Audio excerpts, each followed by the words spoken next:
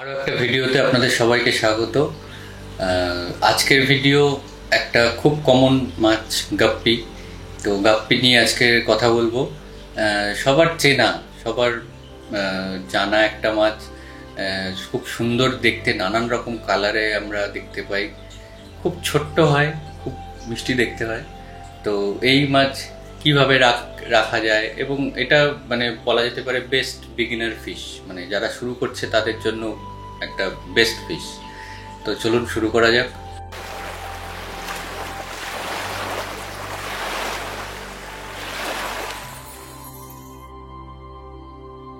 তো গাপ্পি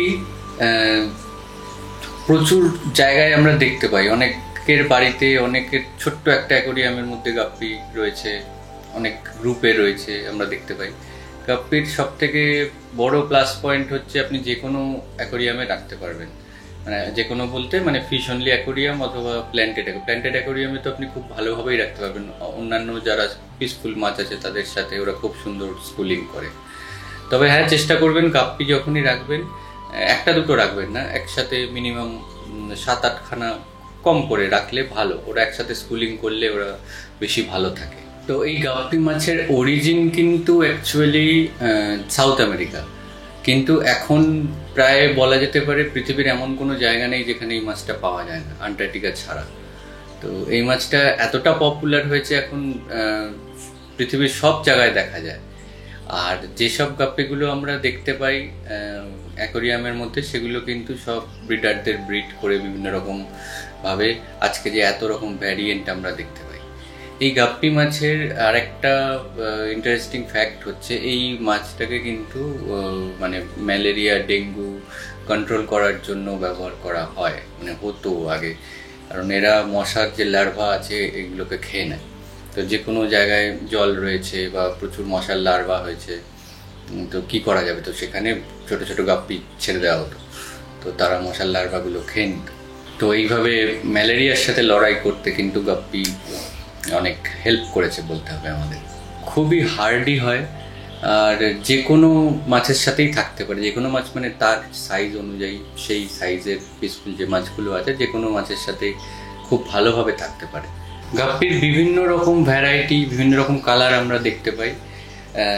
মোটামুটি রিপোর্টেডলি জানা যাচ্ছে মোটামুটি 300 রকম ভ্যারাইটির কিন্তু গাপ্পি আছে এখনো অবধি। তো এতগুলো ভ্যারাইটি আছে, এত রকম কালারের আমরা দেখতে পাই। আর এদের মেল ফিমেলের মধ্যে ডিফারেন্সিয়েট করার জন্যও বোঝা যায় যে মানে ফিমেলদের ফিন্সটা একটু বড় টাইপের হয়, ওদের কালারটা মেলদের থেকে একটু আলাদা হয়। তো এইভাবে আলাদা করা যায়। আর গাপ্পি কিন্তু ব্রিডারদের একটা ফেভারিট মাছ, কারণ খুব সহজে এদেরকে ব্রিডিং করা যায় সেই জন্য। তো আপনি একটা ছোট জায়গার মধ্যে আপনি গাপ্পি যদি একটা সার্টেন রেশিওর মধ্যে রাখেন মেন ফিমেল, তো সেখানে আপনি কিন্তু ব্রিড হয়ে যেতে পারেন। তো আর এদের ব্রিডিংটাও একটা ইন্টারেস্টিং। এদের ফিমেলরা কিন্তু ডিম দেয় না। এদের ফিমেলরা তাদের শরীরের মধ্যেই ডিমটা রাখে, এবং শরীরের মানে পেটের মধ্যেই ডিম থেকে বাচ্চা মোটামুটি হয়ে যাওয়ার পরে তারা সেটাকে রিলিজ করে দেয়, এবং রিলিজ করার একদিনের মধ্যেই মোটামুটি ওরা ফ্রি সুইমার হয়ে যায়, এবং তারা ইন্ডিপেন্ডেন্টলি তাদের লাইফ লিড করতে আরম্ভ করে দেয়। তো এটা কিন্তু একটা ইন্টারেস্টিং ব্যাপার গাপ্পির ব্রিডিংয়ের ব্যাপারে।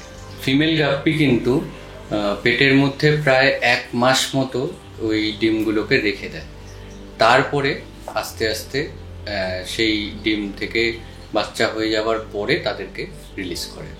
এবার আসি গাপ্পির ট্যাঙ্ক সেট আপ। গাপ্পির ট্যাঙ্ক সেট আপ বলতে যাকে বলে কোনো ঝামেলাই নেই। আপনি একটা যে কোনো একটা 1 ফুটের ট্যাঙ্ক, 8 ইঞ্চির ট্যাঙ্ক হলেও চলবে, সেখানে গাপ্পি রাখতেই পারবেন। একটা ফিল্টারাইজেশন, একটু যাতে জলটা পরিষ্কার থাকে।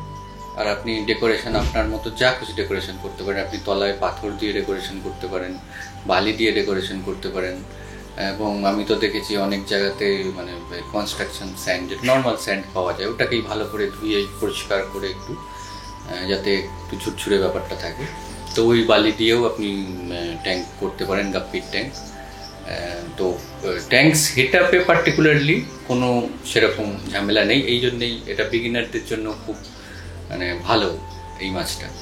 তো আর ওয়াটার প্যারামিটার নিয়ে এবারে একটু কথা বলে নেওয়া যাক। গাপ্পি কিন্তু একটু হাই পিএইচের মাছ, মানে 7-এর ওপর, 7.5 এরকম পিএইচের থাকে।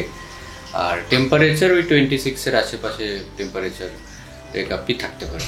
আর খুব একটা যদি টেম্পারেচার এদিক ওদিক বা ওয়াটার প্যারামিটার আপ ডাউনও হয়, খুব একটা এদের অসুবিধা হয় না।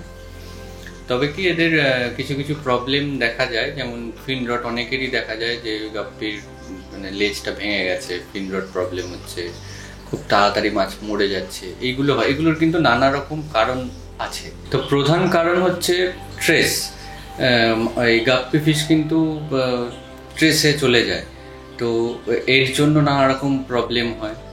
আর ট্রেসে যাওয়ার বিভিন্ন রকম কারণ হতে পারে। ওয়াটারের কোয়ালিটি, মানে জলের কোয়ালিটি খুব খারাপ হয়ে গেল কোনো কারণে, মানে প্রচণ্ড অ্যামোনিয়া স্পাইক করলো, এইগুলোর জন্য হয়।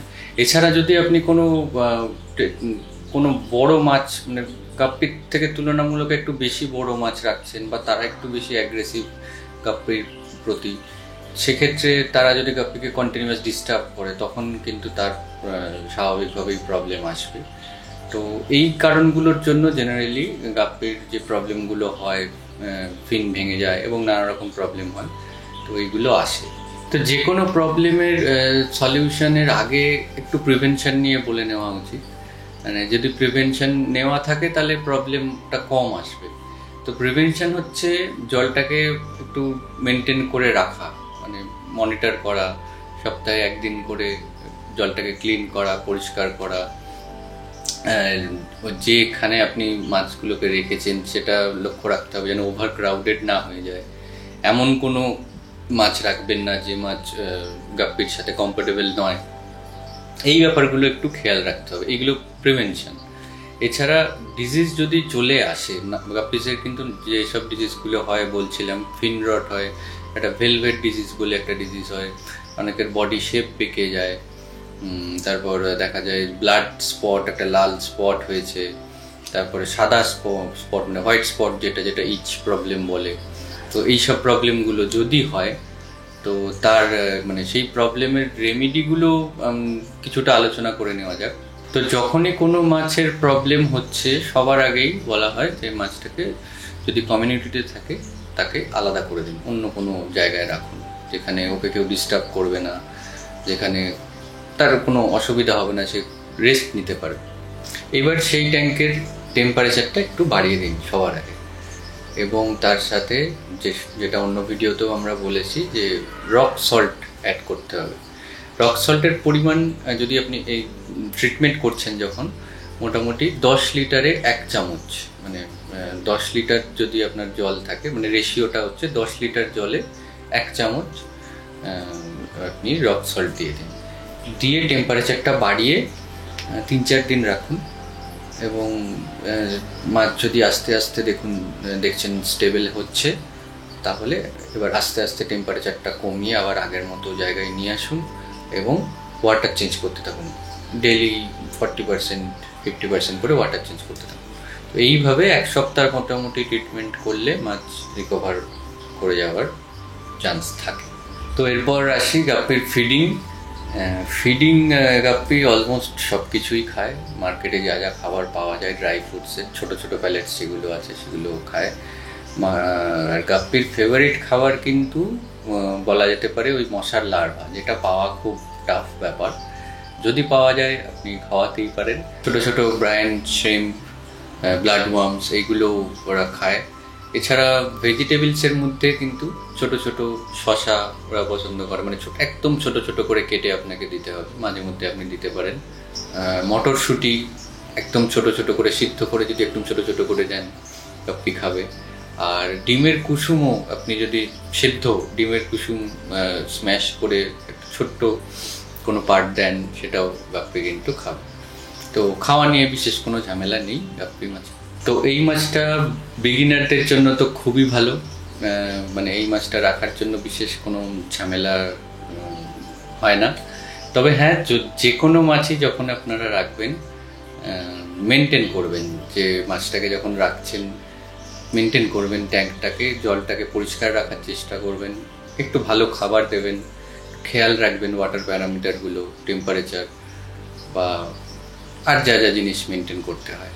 আর গাপ্পি যখনই রাখবেন চেষ্টা করবেন একটা ঝাঁকে রাখার, ওরা কিন্তু একসাথে থাকতে বেশ ভালোবাসে, তবে একদমই ওভার ক্রাউডেড করে ফেলবেন না কোনো ট্যাঙ্কের মধ্যে। আপনার যেরকম ট্যাঙ্ক আছে, 1 ফুটের যদি ট্যাঙ্ক থাকে, আপনি 8টা মতো গাপ্পি একসাথে রাখতেই পারেন। তো তাতে ওরা ভালো থাকবে, ওরা স্কুলিং করলে ওরা ভালো থাকবে। তো এই ছিল গাপ্পি নিয়ে আজকে আমাদের ভিডিও। তো কেমন লাগলো জানাবেন। আর গাপ্পি সম্বন্ধে যদি কিছু আমার মিস হয়ে গিয়ে থাকে আপনারা একটু জানাবেন কমেন্টে, ভালো লাগবে। সবাই ভালো থাকবে, অনেক ধন্যবাদ।